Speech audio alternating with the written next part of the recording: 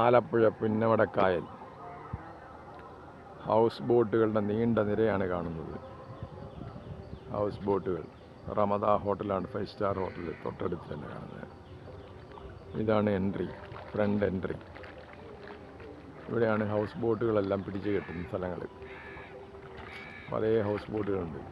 പല ഹൗസ് ബോട്ടുകളും പുറത്ത് പോയിരിക്കുക. കൂടുതൽ ഹൗസ് ബോട്ടുകൾ, 1500 ഹൗസ് ബോട്ടുകളാണ് ഇവിടെ ഉള്ളത്. ഇതാണ് Nehru trophy pavilion.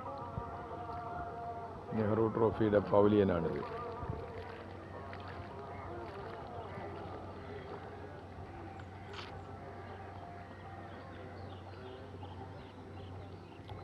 House boat single room ബോട്ടുണ്ട്, ഡബിൾ റൂം ബോട്ടുണ്ട്, ത്രിബിൾ റൂം, 5 റൂം, 10 റൂംസ്.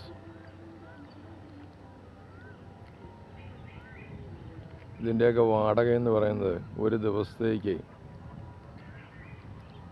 7000 മുതൽ 1.5 ലക്ഷം രൂപ വരെ ഡെയിലി റെൻ്റുള്ളതാണ്. ഇതെല്ലാം പലതും പുറത്തേക്ക് പോയിരിക്കുകയാണ്. ഇതെല്ലാം 9 മണിയാകുമ്പോൾ തിരിച്ചു വരും.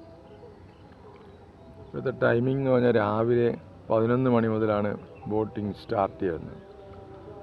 അത് 5 മണി വരെയാണ് ഡേ ക്രൂസ് എന്ന് പറയും. പിന്നീട് വരികയാണെങ്കിൽ പിന്നെ നൈറ്റും കൂടി വരും. അത് ഫുൾ ഡേ ആവും.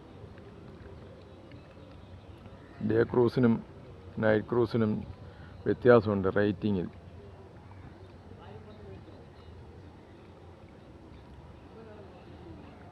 ഇത് ആലപ്പുഴ KSRTC ബസ് സ്റ്റാൻഡിൻ്റെ തൊട്ടടുത്ത് 1/2 കിലോമീറ്റർ വരുമ്പോൾ ഈ പുന്നമടക്കായൽ ജംഗ്ഷനിലേക്ക് എത്താൻ പറ്റും. ഇവിടെയാണ് ബോട്ട് റേസ് നടക്കുന്നത്, വള്ളംകളി. എല്ലാ വർഷവും വള്ളംകളി ഇവിടെയാണ് നടക്കുന്നത്.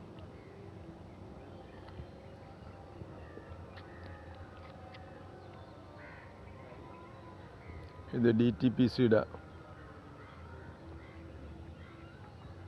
ഡിസ്ട്രിക്ട് ടൂറിസം പ്രൊമോഷൻ കൗൺസിലിൻ്റെ ഓഫീസാണത്. ഇത് പബ്ലിക്കിന് വന്നിരിക്കാനൊക്കെ ഉള്ളത്. അപ്പുറത്ത് പാർക്കിംഗ് യാർഡാണ്. റമദ ഹോട്ടലുണ്ട് ഇവിടെ.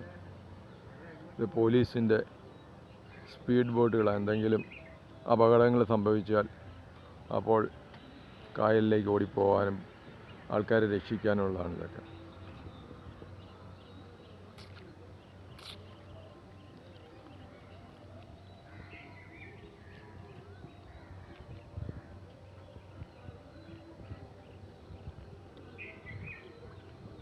ഇവിടെ മൊത്തം ക്യാമറ നിരീക്ഷണത്തിലാണ്. അതുകൂടാതെ അനൗൺസ്മെൻറ്റുകളാക്കാൻ മൈക്കുകളും വെച്ചിട്ടുണ്ട്. എപ്പോഴും മ്യൂസിക് ചാനലുകൾ ഇങ്ങനെ ഒഴുകിക്കൊണ്ടേയിരിക്കുന്ന സ്ഥലങ്ങളാണ് ഇതൊക്കെ.